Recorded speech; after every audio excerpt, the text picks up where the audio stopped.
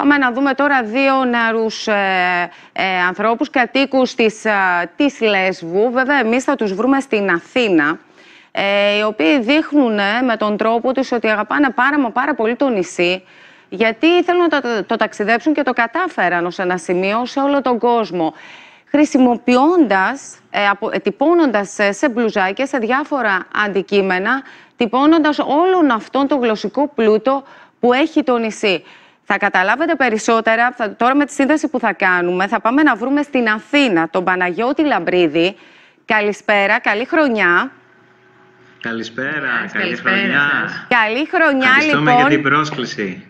Καλή χρονιά, λοιπόν, και στους δύο. Τα καταφέρετε, νομίζω, κύριε Λαμπρίδη, γιατί αυτός ήταν ο στόχος σας, να κάνετε γνωστή τη Λέσβο παντού. Τα καταφέραμε. Ναι, νομίζω ότι κάτι έγινε, γιατί είχαμε τρομερή ανταπόκριση σε κάτι που ξεκίνησε ουσιαστικά σαν αστείο. Μπορώ να πω ότι ξεκίνησε κάπου τον Φεβρουάριο, τον Μάρτιο του 2023, από μια απλή μπλούζα, ας πούμε, σαν και αυτή που φοράω εδώ, η οποία τι γράφει? Γράφει με τη λινιό λεξικό και έχει πολλές από τις ιδιαίτερες εκφράσεις της Λέσβου. Είναι αυτές που μας κάνανε και εντύπωση όταν ήμασταν κι εμείς μικροί και τις ακούγαμε από τους παππούδες και τις γιαγιάδες μας. Και θέλαμε όντως να τις μάθουν και οι υπόλοιποι, γιατί έχουν και ένα χιούμορ μέσα, δηλαδή έχουν και λίγο πλάκα. Για να πούμε κάποιες άλλες εκφράσεις. Εσείς τώρα εστιάσατε στην τοπική διάλεκτο, έτσι, από περιοχή στην περιοχή της Λέσβου. Έχει ανταπόκριση όλο αυτό? Ναι, φυσικά.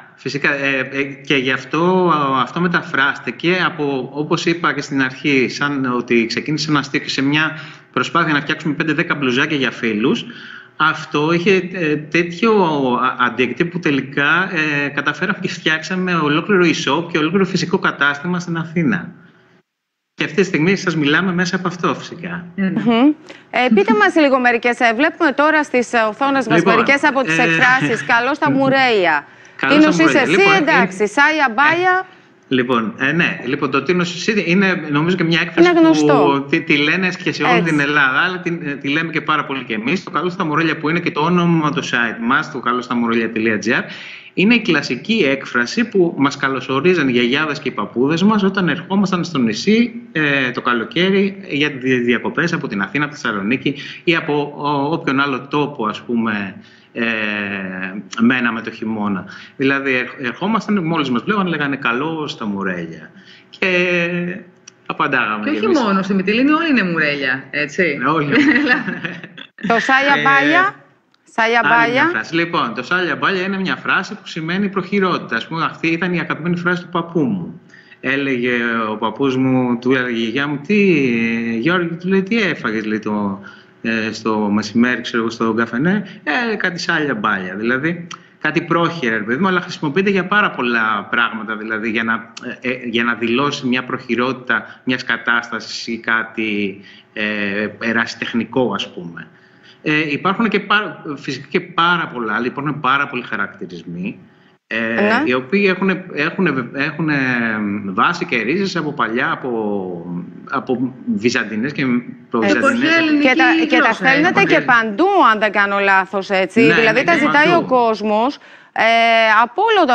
Τα ζητάνε από όλο τον κόσμο. Εμείς λέγαμε στην αρχή ότι εντάξει, είναι ένα προϊόν, ας πούμε, που απευθύνεται σε Μυτιλήνιους και σε ανθρώπους της Λέσβου.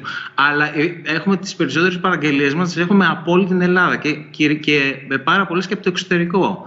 Δηλαδή, όπως λένε, τρώγοντας έρχεται η όρεξη, και αρχίσαμε και εμείς και αναπροσαρμόζουμε το γραφείο μας, τις καταστάσεις μας, γιατί εμείς είμαστε επαγγελματίες γραφίστες 25 και 15 χρόνια αντίστοιχα, και είχαμε ένα αντικείμενο διαφορετικό από το t-shirt και από τα διαφημιστικά δώρα. Αλλά βλέπουμε ότι αυτό το πράγμα έχει απήχηση, και προσπαθήσαμε και εμείς με ιδιαίτερο σχεδιασμό και με πολλή προσπάθεια. Δεν μπορείτε να φανταστείτε πόσο χρόνο έχουμε καταναλώσει ώστε να τα σχεδιάσουμε όλα αυτά τα πράγματα, τα οποία τα περισσότερα είναι στο χέρι, και έχουμε και πάρα πολλές ιδέες ακόμα. Παλαβόσκιαμε, θα το πω εγώ, στην τοπική διάλεκτο. Από όλα αυτά τα οποία μας δείξατε και μας είπατε, σας ευχαριστούμε πάρα πολύ.